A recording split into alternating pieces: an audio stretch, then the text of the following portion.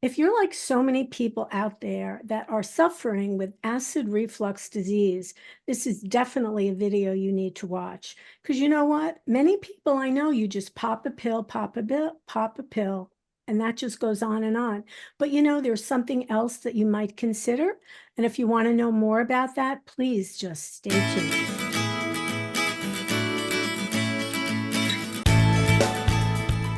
Good morning, everyone, and welcome to Scan FYI. My guest today is Dr. Robert Bell. Thank you for being with me today, Dr. Bell. It's my pleasure. Thank you for having me. So why don't you take a moment and introduce yourself, tell everyone a little bit about your practice, and then we'll get into it. So my name is Dr. Robert Bell, and I am the Director of Minimally Invasive Surgery at Monmouth Medical Center, Southern Campus. I think that everyone likes hearing minimally invasive, especially where surgery is involved.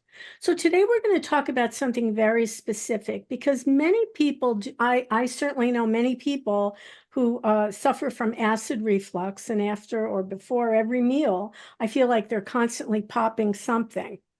And that can't be a great way to live. But what's the options to that? Well, you're right, Andrea. More than 1 in 5 Americans suffer That's a from lot. heartburn at least on a monthly basis. And more than 1 in 20 Americans report having heartburn more than twice weekly.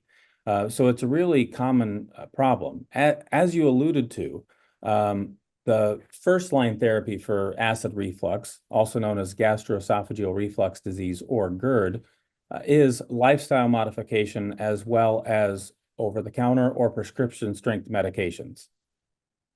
So would you explain though, so for anyone out there who doesn't know what it is, so what do we mean by GERD? Because if you know someone who has it, it's a horrible word for something that is pretty horrible. So it oftentimes can be synonymous with the word heartburn. Heartburn Heartburn. typically is this sort of fiery discomfort that you might have in your lower chest or upper abdomen after eating. It's also known as dyspepsia, or some people even refer to it as angina. Because a lot of times people can mistake that for feeling like they might be having a heart attack, you know, that fire in your chest. And what would you say typically brings that on for most people? Well, it typically is after eating, almost always after eating. And there are a certain set of common provocative foods. You can generally think of tomato sauce, orange juice, caffeine, basically anything good tends to bother people. Well, that's not good to hear. So, and again, so you eat, I know tomato sauce does it for a lot of people, the acid in the tomatoes. So for a lot of people, again, they just pop a pill. And is that okay? Is that a good answer for most people?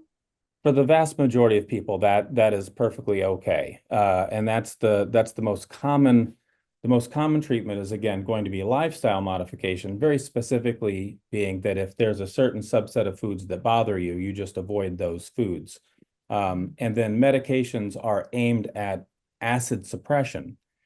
Interesting in that the disease problem has to do with reflux of contents from the stomach into the esophagus.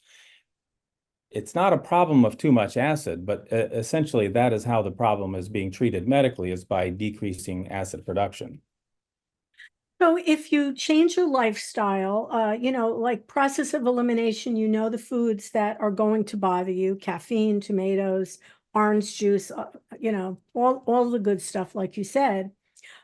So if you're not improving it, let's talk about this. You have a surgical technique that's minimally invasive that might be right for some people.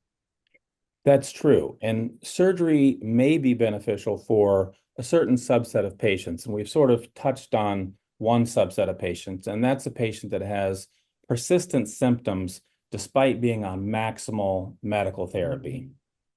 That's one subset of patients. Another subset of patients that may benefit from surgery is, let's say you are a young person and medications work, but you have to take medications maximally.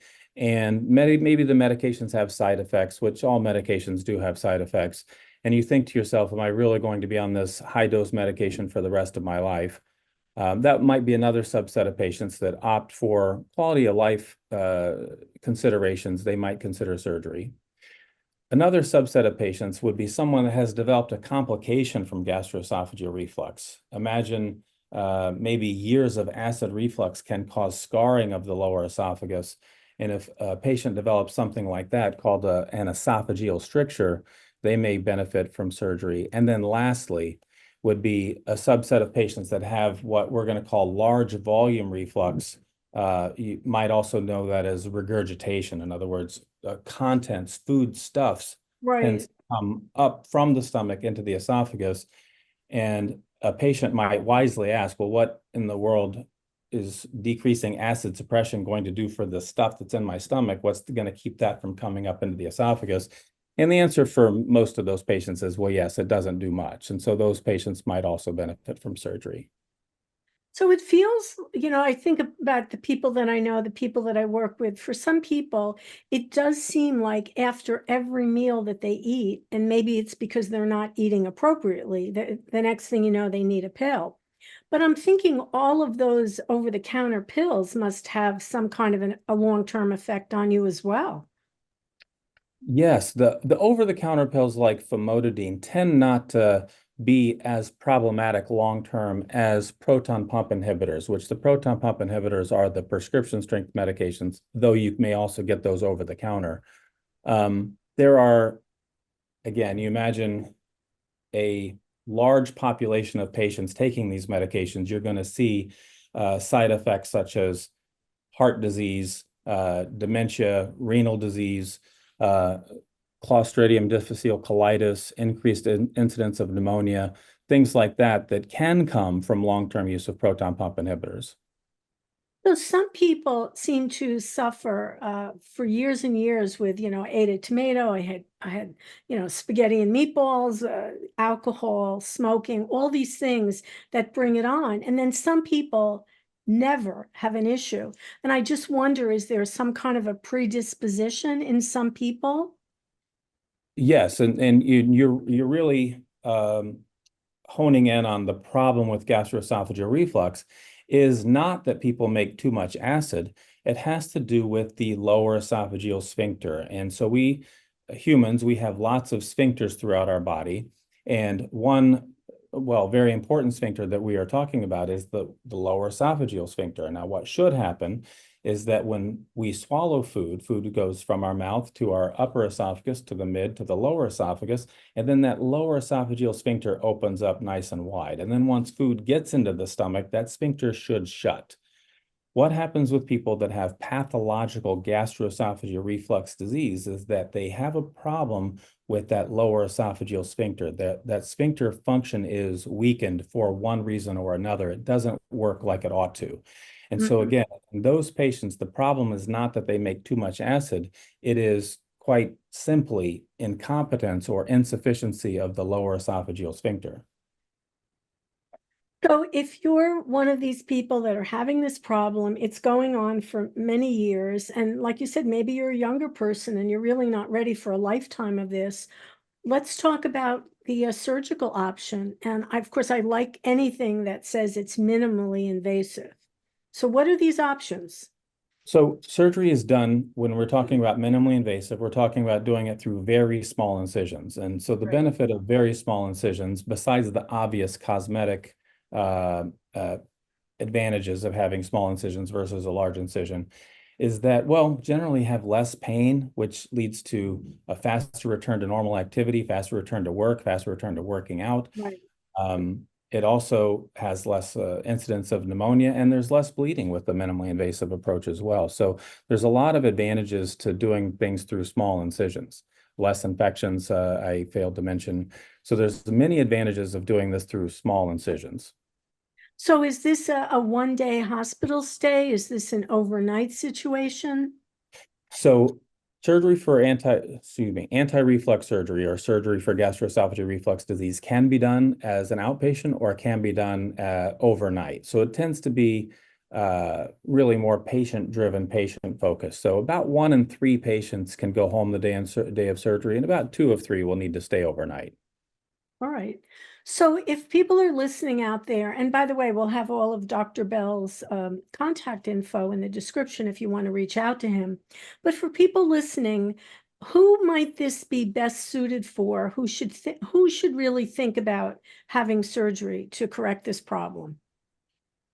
People should consider having surgery for gastroesophageal reflux disease if they have persistent symptoms despite maximal medical therapy, or if they have large volume regurgitation, or if they have complications from gastroesophageal reflux disease.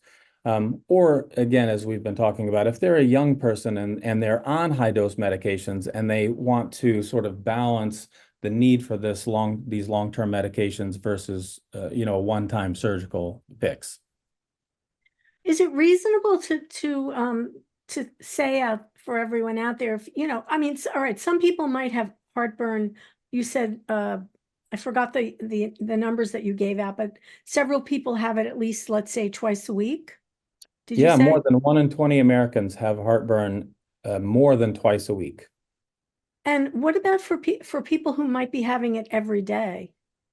Yeah, so for people that have it every day, they should be evaluated first by their primary care physician and possibly by a gastroenterologist.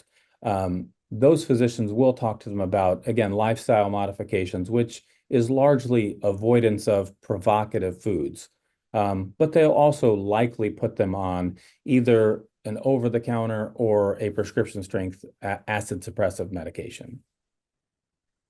So if lifestyle changes don't do the job and you don't see yourself continually taking medication, then this might be something to consider, the surgery.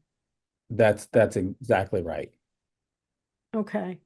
Uh, you know what, before we wrap up, what, just again, maybe the top half dozen foods that are the worst offenders that you might say right away for your lifestyle change, maybe consider eliminating or having a lot less of these.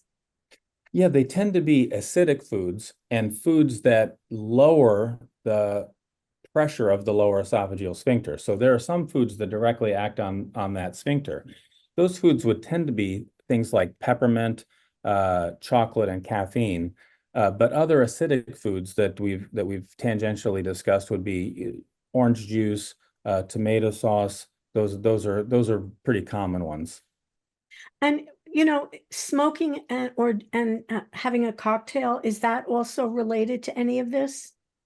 Some people do report having reflux with certain types of alcohol, be it wine or cocktail spirits. But yeah, if it's a provocative food, then avoid or beverage, then avoiding that food or beverage is always a good idea if you can do it. I have to say, Dr. Bell, I've never heard the word provocative used with food. Provocative food. That's an interesting phrase right there. I like it. I might use it for something else myself. Very cool. Well, thank you very much for, sharing this with us because, again, one of the things that we love about Scan FYI is that we get to share a lot of information that a lot of people might not know about. And while many people certainly know about heartburn and acid reflux, you might not have realized that there was another option for you to consider. So thank you for sharing that. Any final thoughts that you want to share? Well, it's my pleasure, and thank you for having me. But as far as final thoughts are concerned, again, the vast majority of patients that have heartburn are going to be managed medically. They're going to be managed like you've mentioned, the friends that you have that have heartburn and they take a pill and they're fine. Surgery is not for those people. Surgery for heartburn are people that, despite months and years of taking daily, sometimes twice daily pills, they still have Right. breakthrough symptoms. So for the vast majority of people, will never need surgery for reflux, but there is a subset of people with severe gastroesophageal reflux disease where surgery may be a benefit. All right. See, good to know, everyone. Good to know. Well, Dr. Bell, thank you for being my guest today. And remember out there, if it's important to you, it's important to us. I'm Andrea Tarr, and we'll see you next time on Scan FYI. Bye, everyone. Bye, Dr. Bell. Bye. Thank you very much.